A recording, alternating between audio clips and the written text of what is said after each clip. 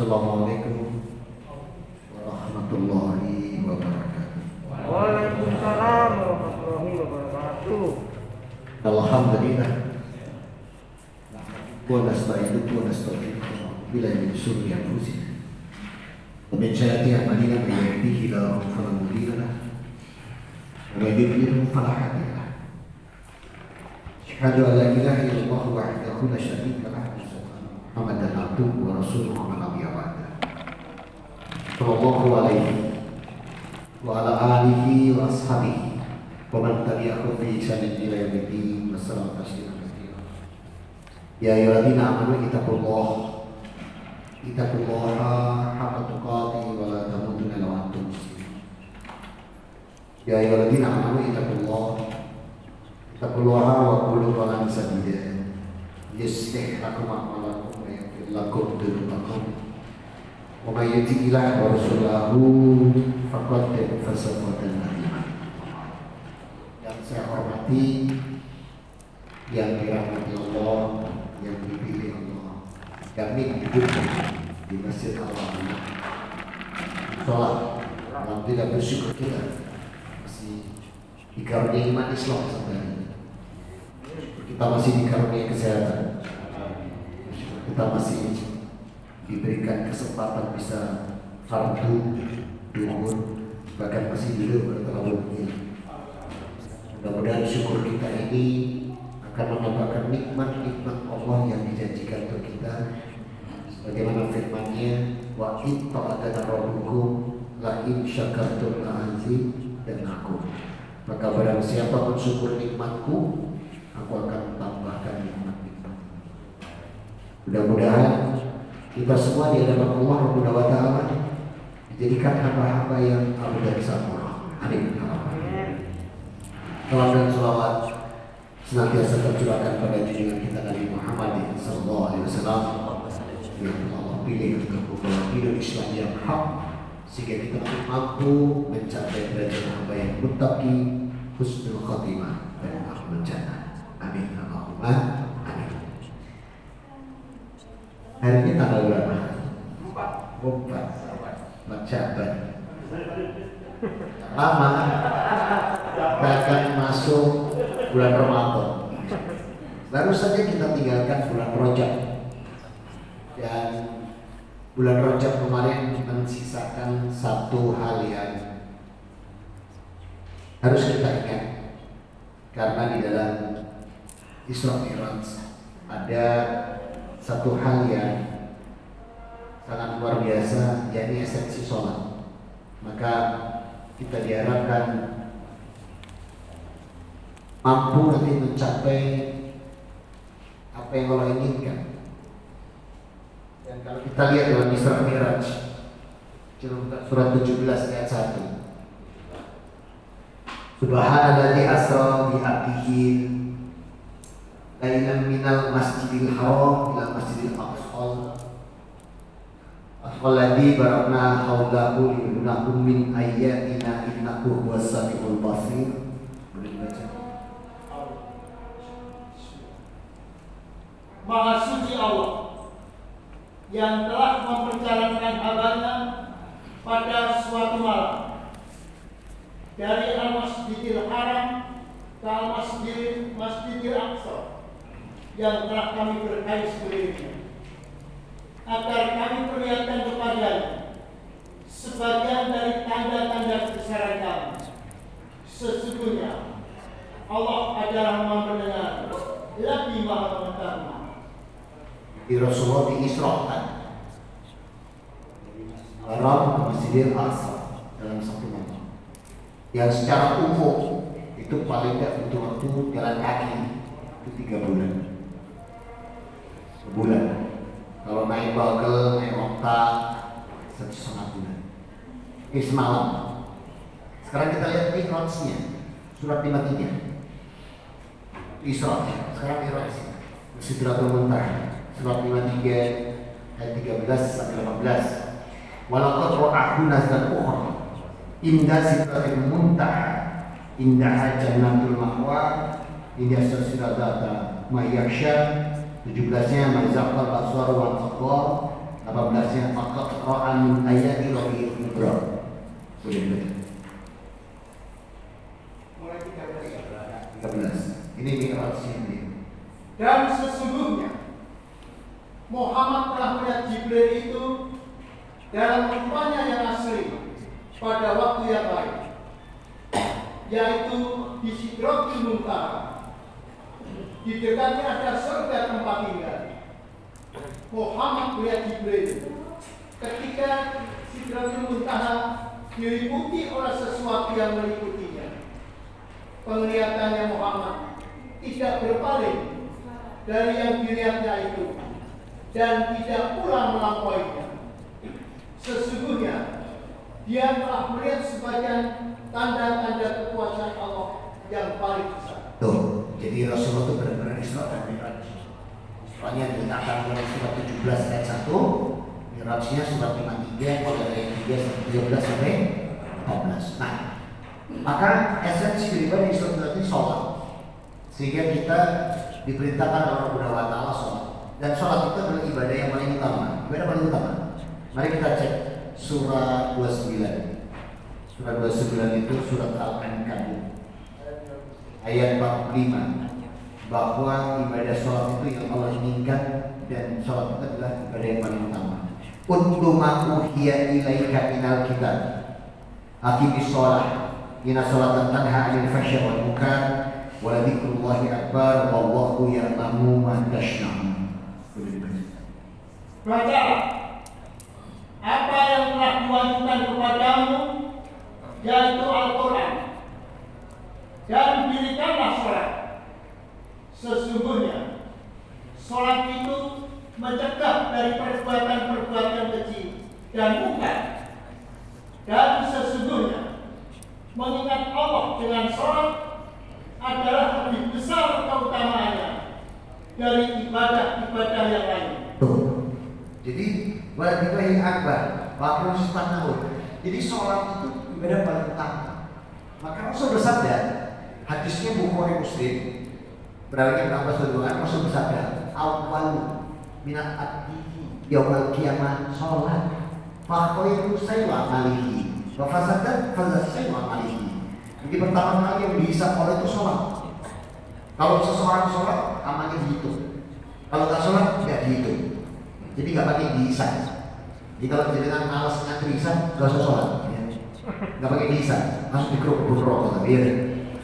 Nah, oleh karena itu maka sholat ini adalah awal dari hisab. Atau pentingnya sholat. Dan jangan pernah kita menjadikan sholat ini suatu kewajiban. Biru, sholat bukan kewajiban. Sholat itu kebutuhan. Kenapa? Lihat firman Allah, buka surat 20 ayat 132.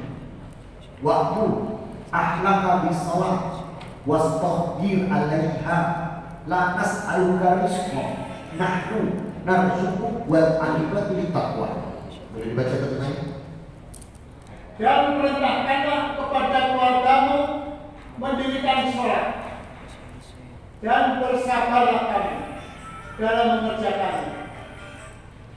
Kami tidak meminta rezeki kepadamu, Kamilah yang memberi rezeki kepadamu, dan akibat yang baik itu adalah bagi orang-orang yang bertakwa. Ternyata kalau kita ingin mendapatkan janji Allah ini, nahnu narzuquk, aku limpahkan rezeki. Istri bagi suami rezeki, suami bagi istri, suami itu rezeki.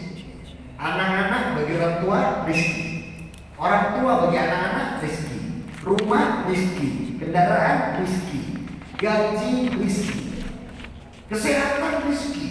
Jadi janji Allah, orang yang sholat itu semua dilimpahkan. Dan Allah katakan langsung Allah sendiri, nahnu narzuquk wal 'aqibatu lit-taqwa. Jadi kalau kita sholat itu bukan kewajiban, kebutuhan. Kita ingin nggak dapat anak soleh, soleha, istri soleha, suami soleh, keluarga ini tercukupi, harta tercukupi, kesehatan tercukupi. Kuncinya satu, sholat. Cuma sholat. Kalau kita pengen anak-anak kita ilmunya pun ilmu yang manfaat, sholat kita. Anak suruh sholat.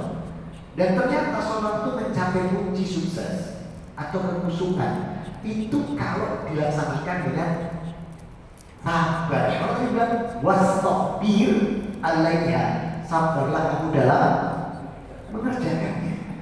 Nah kalau jenengan sholat kesusu, alamat iftitah, Allah Akbar, baca kita paling pendek ada ini yang paling pendek. Allah Akbar kabiro, walhamdulillahi katsira, wa subhanallah bukratan wa asila. Ini paling pendek.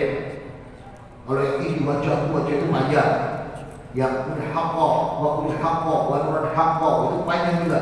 Yang paling pendek itu adalah Allah Akbar kabiro, walhamdulillahi katsira, wa subhanallah bukratan wa asila. Tahu langsung baca Al-Fatihah. Habis itu milih inna a'tainakal kautsar, sujud ambil wajib cepat banget dari mereka lebih setengah hari. Kalau antum semuanya nggak cepat, gimana antum mau dapat janji Allah? Cuma suruh sabar. Makna wastabir dalam ayat ini artinya lepas semua sudah urusan. Kalau sudah takbiratul ihram, nggak usah mikir apapun, lepas semua. Nggak usah mikir yang belum tanda tangani pimpinan, nggak usah mikir. Saya kalau mikir Akbar mau kurang siji belum tanda tangani, mari kita mau lumo, nah ada dia. Gimana aku bisa musuh, coba? Ada bisa musuh itu. Tapi kalau aku sudah takbir, mengerjakannya itu dengan kesabaran, nanti loh Allah yang cukupkan semuanya. Nah suku. Dan nanti malam, dan besok bulan depan, bulan ke-9, bulan apa? Cukup ini September, itu atau Omsor, Ramadan bulan 9, ya? Nah nanti di bulan 9, bulan September, bulan Ramadan itu ada tambahan lagi.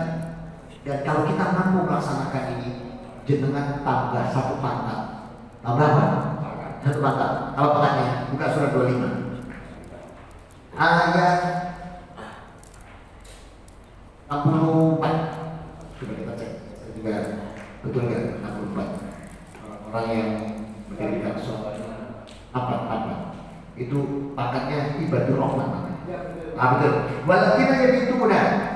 Lalu berikan sujadah wa qiyamah. Baca. Dan orang yang melalui malam hari dengan bersujud dan berdiri untuk Tuhan mereka. Apa? Sujud dan berdiri. Sholat. Jadi bukan yang bunyi-bunyi mentu terus takut, boleh berdiri sepi, boleh wangsit, bukan.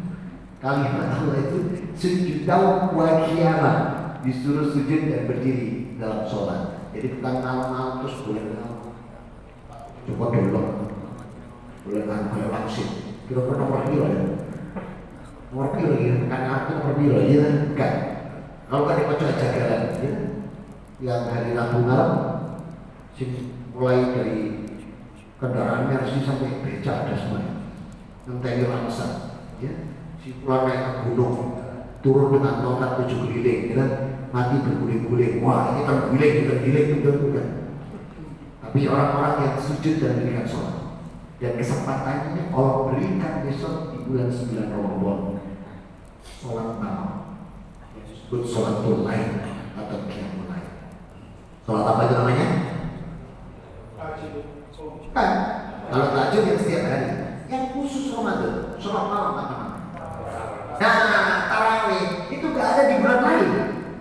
Gak bisa sampai di Allah kelihatannya saya Ramadan besok repot, saya tak tarawih saiki. Di bulan malam gak ada. Atau nanti syawal, kemarin gak sempat, sekarang saya terawih di syawal, terawih di rokok, di guyuman itu kan. Nah ini ada satu sholat yang gak ada di bulan lain, jangan disia-sia. Maka orang-orang yang ingin mencapai derajat ibadur rahman, hambanya Allah yang maha mengasih lagi bergaya, di antaranya sholat. Dan nanti ada kesempatan Ramadan dan sholat malam, jangan ditinggalkan. Ambil, laksanakan dengan baik secara khusyuk, terserah mau 8 nanti dengan 3 witirnya jadi 11, 20 dengan 3 witirnya jadi 23, 18 dengan witirnya jadi 21. Ya cuma jujur aja, ada yang gak diterima kan? Nggak boleh tersinggung. Saya gak diundang lagi di sini gak apa-apa. Yang mana yang gak diterima? Yang 11, 21, 23, saya harus ngomong dengan jujur. Demi Allah, yang tidak diterima, yang tidak terawih, ya. Maka jangan disia-siakan. Mau ambil yang berapa aja. Nah, cuman ada catatan dari Rasulullah SAW. Ju'ilat imam utama bi, faidah kamar fakabilu. Imam itu panutan. Kalau jenengan nanti pas datang ke masjid, sudah niat ya, niat bermakmum. Ternyata masjid itu 21 atau 23. Jenengan jangan pulang berapa. Wis 110 boleh. Mohon maaf ini. La tuqalina salat taqiyatul Ramadan. Salat tarawih Anda dibatalkan. Jadi harus ikuti imam. Iya. Makanya masjid yang baik, bukan yang baik, artinya mementingkan kepentingan makmum. Contoh, Al-Akbar, saya juga di sini. Ego, saya juga di sini. Itu dikasih 2 imam. Dikasih 2 imam. Imam pertama. Jadi kalau nanti imam ini ganti imam kedua, maka yang ganti imam pertama mau ikut pulang nggak apa-apa, ikut selesai. Nah itu kemarin, tahun kemarin saya barengan, akhirnya sud. Iya, tapi di belakang kamar di jamaah lagi. Jadi tak aku tak pertama aku yang pertama berdoa ya. Terus ini sud untuk aku menang. Ini pertama. Jadi ya. Nah ini tujuannya apa? Agar yang sama-sama dengan yang 8 tadi bisa pulang. Tapi kalau satu imam antum pulang, nggak diterima dong. Rawahu Bukhari Muslim ini siapa perawi Ibnu Abbas radhiyallahu anhu? Rasul meninggalkan imam batal. Tapi kalau witir tidak ikut nggak apa-apa, sebab tarawih dan witir itu beda.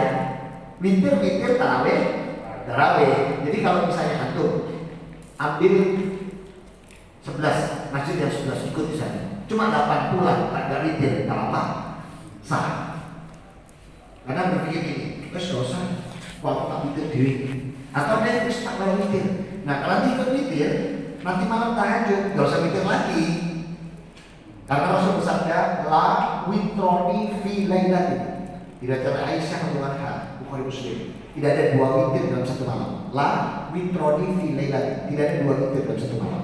Jadi kalau ikut tarawih witir, nanti mau tahajud nambah, nggak usah witir. Atau berpikir ini, kalau nak ikut diri nggak usah witir. Ternyata katanya, itu nggak witir malah.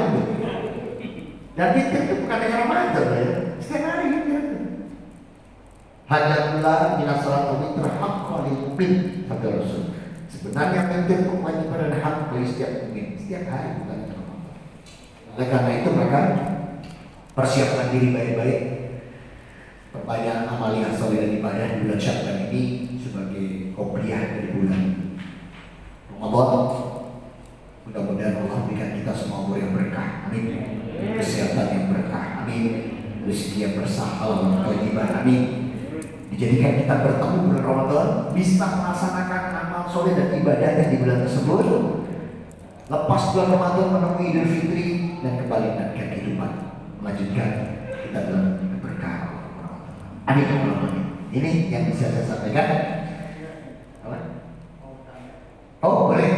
Ada yang mau didiskusikan? Ada Pak Putri menanyakan, Ya. mana yang lebih utama di bulan Ramadan itu, sholat dengan keluarga di akhir malam atau sholat berjamaah setelah sholat isya di masjid? Baik. Untuk tarawih berarti ya. Benar. Kalau untuk tarawih bebas, sebab tarawih itu sunnah. Tapi kalau sholat isya, terus kita bilang, nanti aja sholat isyanya berjamaah atau diakhirkan. Boleh sholat isya diakhirkan dengan catatan berjamaah. Kalau sendirian tidak diterima, tegas Rasul. Jadi kalau misalnya ada, boleh isya diakhirkan, harus berjamaah. Kalau nggak berjamaah nggak bisa. Dan itu pun untuk Indonesia ya, jam 11 berakhirnya. 11 coba hitung aja, jam 0 sholat maghrib, masuk seperti apa? Jam 11 habis. Jam 1 jam 2, diguyu mana kan rasanya sampai. Diakhirkan nanti sekalian tahajud, ya kan sering gitu. Mana kan guyu juga sih. Karena kita Rasul Karena Rasul tidak mengajarkan itu. Jam 11 itu berakhir. Rasul nggak mau lebih daripada jam. itu akhir batas. Memang, sedowo sampai subuh, itu kan istilah. Tapi sesungguhnya habis sudah masuk sholatul lail yang sejuta wakiyama, masuk dalam tahajud, sudah bukan ke isya saya. Itu mudah-mudahan diterima, mudah-mudahan ya kata Rasulullah. Saya mudah-mudahan gitu. Ya. Nah, jadi isya itu tidak boleh sampai larut. Ya. Untuk Indonesia dengan perputaran matahari dan geografi Indonesia itu jam 11. Ya. Dan setiap negara berbeda-beda sesuai dengan faktor geografis. Tapi Indonesia jam 11:30 bagi sholat isya diguyu sama malaikat. Jadi malaikat belum besar. Karena ini tidak ada, cukup. Tapi sebaik-baik sholat kalau bisa untuk wanita memang di rumah. Tapi kalau masjidnya di depan. Terus ada suami, ada anak-anak. Mereka ke masjid lebih baik. Kenapa Rasul melarang wanita waktu itu ke masjid?